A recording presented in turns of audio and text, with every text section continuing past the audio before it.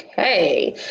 Hey guys, I know it's been a little while since I have made a video tutorial, and I know that I had said that I was going to start doing like a couple of activities twice a week, and I hadn't forgotten that. It was just I wanted to it be more than just me talking to the kids and reading a story and then doing an activity. So I've done some research in Google Classroom, and it's what I'm planning on using next year. So I wanted to kind of play around with it and see what kind of activities I could put out there for the kids. And so what I've done is I've uploaded every child that was in the class in kindergarten into my Google Classroom so we can kind of navigate through this, I guess, this last little part of the summer, get your feet wet, so to speak, because if they're going to be in my classroom, we're going to use this as a supplemental piece to my regular teaching. It'll give them just an extra bonus of the same activities that we're doing. So I wanted to show you what it's all about. I'll be emailing you tonight or putting it in Class Dojo tonight, your child's username and their password. And so this video is just to kind of show you what to do once you get in there. So let me go ahead and share my screen. And I'm gonna do this one, I think. Okay. All right. So after I give you your password and everything tonight, what you'll end up doing is go to google.com, and in the little search box, you're going to type in Google Classroom and just click on it, and it'll give you a login, to be able to put the username and password, which I will give to you tonight, send private messages through Class Dojo. Once you log in, it's going to look a little bit like this. I put my son in the classroom, so I wasn't going to be using anybody else's credentials. So Jackson won't be in my classroom next year, but he's also a guinea pig for me trying this out. So that's who I logged in. So once you log in, I've already enrolled everyone into my Google Classroom, and your screen will look like this. So you'll just click, it'll be purple, and it'll take you to this screen. This is the first time I've logged in with Jackson's, so it's going to be hit and miss. There may be a lot of little pop-up boxes that kind of take you through all the ins and outs of Google Classroom. So here's a little pop-up box talking about navigating the classroom, seeing the work across all your classes, but the kids will only be enrolled in one class. So that's kind of talking about middle school and high school where they have multiple classes. Thing. So this is basically like your little home page when you first log in. And I've uploaded some different activities, some different things that I have found and tried to create. I've looked at what other teachers were doing. A lot of the activities that are out there are for the older kids, but like these kids are really computer savvy, so I want to take advantage of that and see what they can do, get them more comfortable. So over here in this little area, there are topics. And so right now I'm just focusing basically on literacy. As we get more comfortable and are able to navigate throughout Google Classroom a little bit better, I'll start adding in the math, but I just wanted to play around with just the literacy component. So there are 3 different types of activities that I've uploaded already into the classroom. There's phoning work, so those are your letter sounds. There's sight word work, and there's words their way. And that's the spelling homework that would come home, the little sorts. I found a way for them to have like an interactive online way to do their sorts. I thought they would love it a lot better than just always having to cut and paste. So this is just an addition, fun way. So let's go into the phoneme work. So when I click on phoneme, here are the little activities that I have come up with for them. You've got your consonant, vowel, consonant, sound boxes. So those are just, those are activities or words that have 3 letters, typically like cat, you'll have at. So this is just a little activity for review. I put it on there because, you know, it never hurts to review. Then we've got click and sound out the words. It's your digraph, those SHTH, WH, CH words. So if you want to try that, you can do that one. And then this is what my first activity that I made. So that's why it says test. So I'm going to click on that. I'm going to actually click on CBC test. And hopefully we'll get it going here. Okay, so we're not ready to turn it in yet because we haven't done anything with it. So once we click on it, it makes a file that is specific to your child. So it's the file that I made, but then they attach your child's name to it, and whatever they do within this file can be turned into me so I can see what they're thinking and what they're doing. So I'll click on this where it says Jackson Gilmer, so click on there. And so this is just my first little activity that I made using Google Draw. And the instructions are to drag the pink circle to the correct spelling. So here's your picture in the middle, it's a fan. And so here are your little bubbles, and some of them say fan and then some of them do not. So they have to use their decoding skills to determine which word is fan. I know this is below a lot of kids, but just right now we're just getting used to how to use Google Classroom. So you'll take your mouse and you'll click and you'll drag the pink to the actual fan. So let's say your child is clicking and not paying attention and they accidentally click and put it on the wrong word. If you try to pick it up and move it, it moves the word. So this is a command that is going to come in very handy. It's called Control Z. So if you hit Control and Z, it moves it back to where it was before. So if you make a mistake and you need to make it go back to the way it was, hit the Control button, the CTRL button. It's in the bottom left-hand corner of your keyboard, and the letter Z, like zipper. And it puts everything back for at least one step of what you did. So now they can pick it up and put it where it belongs. And so I'm just going to do this really quickly. And so now I'm Jackson, and I have completed this activity that Ms. Gilmer has assigned to me. So now I can exit out of it. And everything that you do automatically saves in Google. You don't have to hit a save within the document. It automatically updates it. So when you get back to the screen, now we need to turn it in. So I'm going to hit this turn in button. And it's asking, do you want to turn in Jackson Gilmer's CBC word test? I'm like, yeah, let's turn it in. And there it is. Now, you may accidentally hit the button, or your child may hit the button and you're like, oh, they weren't done. You can always go back and hit unsubmit, and it'll pull it back out. It's kind of like when they turn in a paper to me and they go, oh, I didn't see those last 2. Give me the paper back, and you give it back to them, and so they can do those last 2. So I'm going to hit turn in. So there's that. And so we're done there. So then we're going to hit this back arrow, and it takes you back to that main screen with all the different activities that are there. So we've done, let's take a look at sight words. Sight words were fun. So we do things like mix and fix, and I'm still going to try and send home 5 sight words each week. And this will just give them another opportunity to practice spelling. It's one of the strategies that we use. So I'm going to click on sight words. Oh, or mix and fix just, hopefully. And of course, it's going to go slow. All right, so there it is. It says Jackson Gilmer, and there's his word just. So he's going to click on that.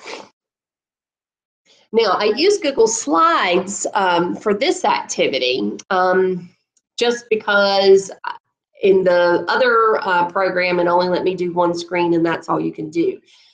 With this, I can do as many screens as I need to. Do not put it in presentation mode.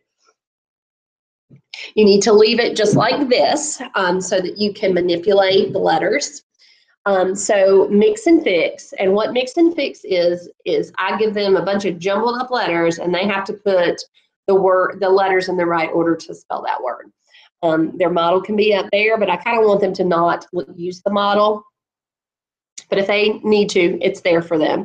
So basically, you're just clicking and dragging. So you're going to grab your J, your U, move your T over, and then your S. And there's just. So you come over here and like, oh, I got another slide to do. Do the same thing, J, U. They're saying the letters out loud as they move the letters over and reading it J, U, S, T, just.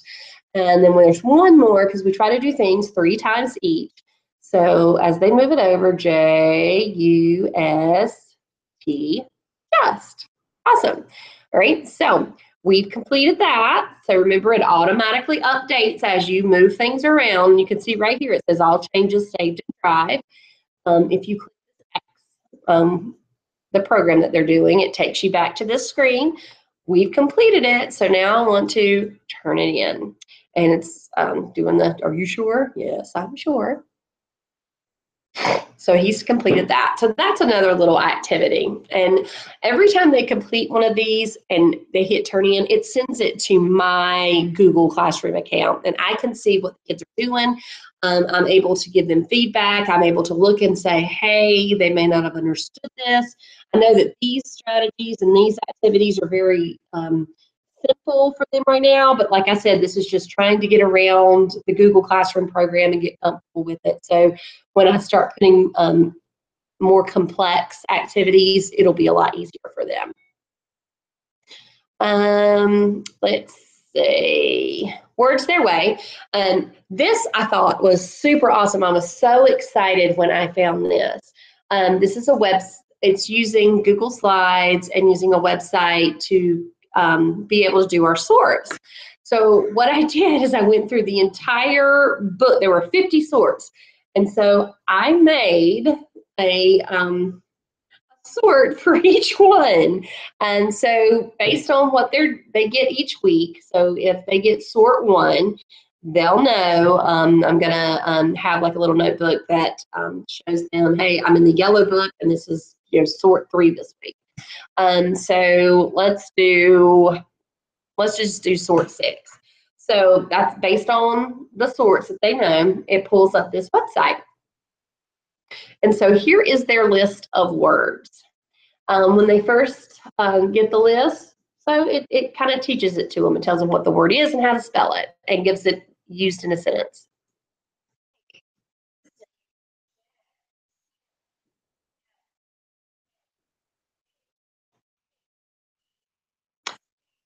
And I thought that was really, really cool. If I'm not right there at that moment to help them with the sort, they have this opportunity to help them say the word, spell the word, use it in a sentence correctly. It just is an extra me.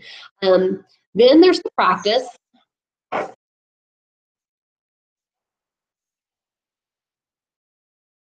So this is as they go throughout the week. We'll have a spelling test on Friday, and it just gives them an opportunity. They can do this as many times as they want. It doesn't matter. So then they'll just take their keyboard and type snake, S-N-A-K-E.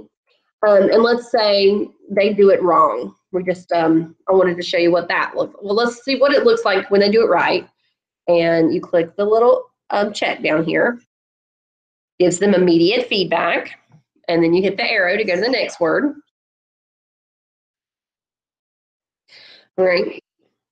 So now I'm going to do the typical when they're first learning about blends and using that knowledge of digraphs. This is how they typically spell tree. Honestly, that is tree. So now I'm going to show you what it looks like when they mess up.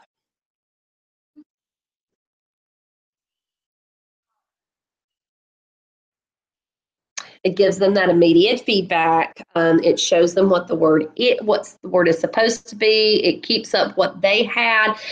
So it gives that to them. Then there's the quiz if they're feeling really confident in their words. And this isn't. So this gives them a chance just to practice and see, and it won't give feedback because this is a quiz.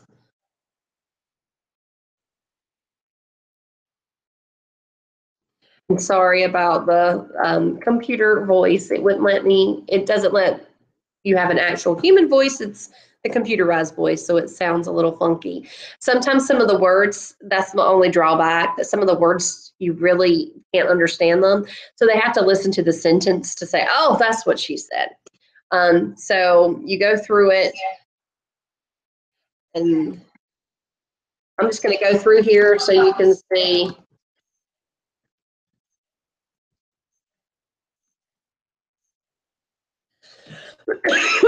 So after it goes through all the words, it also lets them say, oh, maybe I'm not quite ready for the test on Friday yet. Here's the word, here's what I did. And then they can look and say, hey, I didn't do so hot. So I thought that was a really cool thing that is out there for us to use. So I've done the complete yellow book, which is vowel patterns, letter patterns. I don't remember the actual name of it. But the entire yellow book is done. So I'm going to take a look and see if I can find the next book and work on those sorts to upload as well. Then you just hit the X after you're done. Another thing, I can assign specific sorts. So when they are typically having to cut and sort, they're still going to do that. That hands-on is so important. But this is taking it to the next level as well, and it's already done in the computer for them. So I'm going to click on it. And so I use drawing again, and basically I just took the word sorts, and let me tell you, this was a lot of fun because some of the sorts have like 20 words in them. So I had to individually cut and paste and get this done. So this is like right here, like a stack of your words. And then these are the headers that go with that. So the AR, the R words, the OR words, and the it's your schwa, and they'll get into that. This is just one of those later things, and I just happened to click on this sort. So there's sorting, saying the word or bore, it goes with the AR, and then this is bore, and that goes with the OR. So recognizing the different spelling patterns, saying the word, sounding it out, and deciding where it needs to go, and score, and spur, and yarn. So they're moving them and putting them where they go. It automatically updates, so you can come up here and close out that program when you're ready to turn it in, and then it comes to me and I can look and see how did they sort, how well did they do, that kind of thing. Getting back here, let's see, there was something else that was really cool.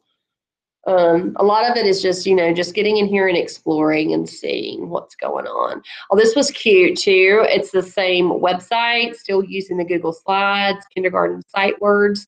So that sight word list that got sent home in their student portfolios. It's that first kindergarten list. So this is a 4-letter word. So we play hangman in the classroom using these sight words. So that's pretty cool. So you'll hit, I always start with vowels. So there's no A, E, there's no E, O, we got an O, oh yay! So looking at that, their brain should start going, oh, I know a sight word that has two O's in the middle, so I'm going to try L.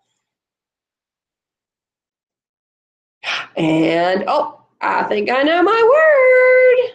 And so I beat it. It keeps a little running tally. It's just a cool way for them to practice spelling their sight words, just fun and interactive. So that's basically all I have. Like I said, just get in here, play around with it. You can send messages. Um, these messages can be seen by the whole entire class. So when they're, sending a message, hopefully they're not going to say Miss Gomer's a meanie. But, if it's a question they have, like, where does the word shirt go? If they don't know, they're asking a question, and somebody may see that and go, "Oh, yeah, I need to know that too because I don't understand where that goes." And so there could be like a little class conversation happening. There's not going to be really big, in depth, and because we're limited, there's just so much that the kids are able to spell and do, but it gives them an opportunity to communicate with each other and with the teacher as well. Let me log out of here so you can see what it looks like.